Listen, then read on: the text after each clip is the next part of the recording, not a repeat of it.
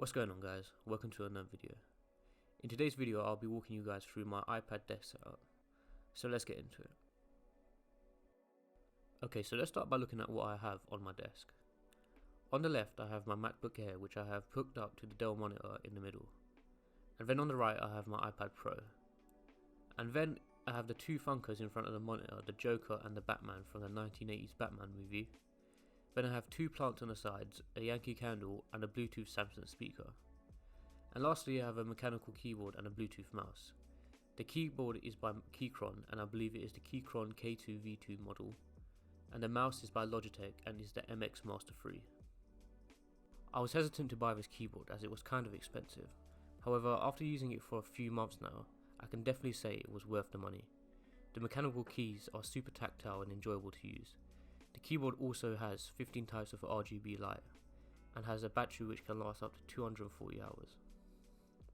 You've probably seen this mouse before on every tech YouTuber's channel. The MX Master 3 is probably the most popular mouse available today. The mouse is definitely on the more expensive side, but when you use it as much as I do, it's definitely worth the investment.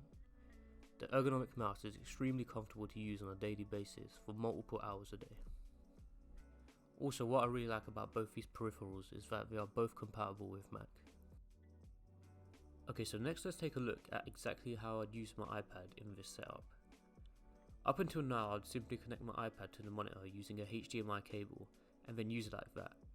However, this wasn't very productive or efficient as all this would do is mirror my iPad screen onto the monitor. And I'd have to keep looking back and forth at my iPad screen and monitor when tapping and swiping on the iPad. So there's no point having it connected to the external display if I'm having to keep looking at the iPad every time I control something. So a way to make this process more effective is to either use an external Bluetooth keyboard and mouse or use the Magic Keyboard. By connecting these peripherals to your iPad, you no longer need to look at your iPad or tap and swipe on the screen, which means you can focus solely on your external display. However, Apple has recently introduced a new feature called Universal Control, which has completely changed the way that you can use your iPad on your desk. Before Apple released this feature, I'd only use my iPad as an external display which mirrored what was on my iPad.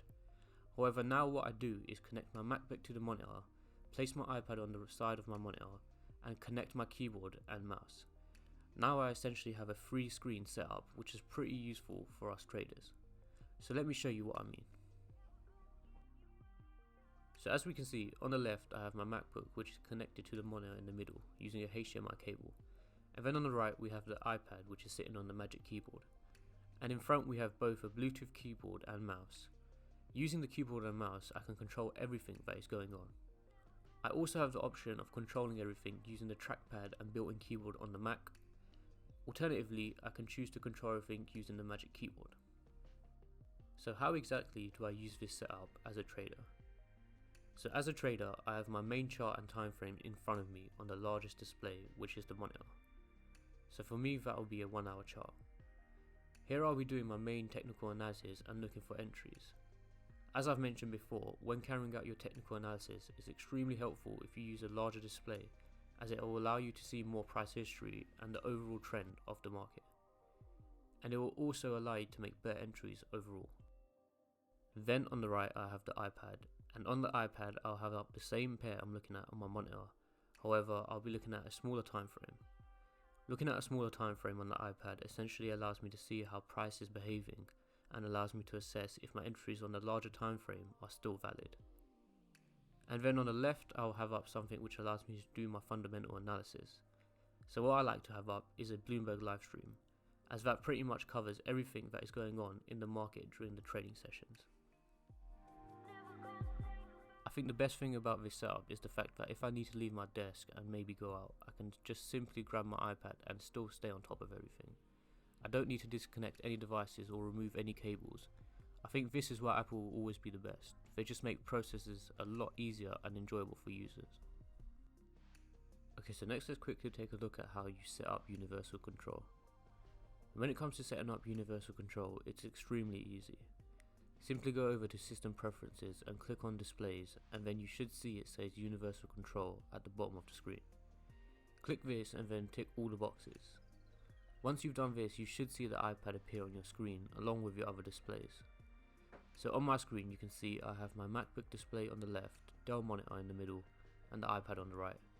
For you to be able to use this universal control, I believe you must be on the latest version of macOS, so make sure you've updated your devices. As helpful as universal control is, it still has some limitations. The first being that in order to use it with your iPad you must own either an iMac or a MacBook to connect with. You can't use it on Windows, which is expected of Apple.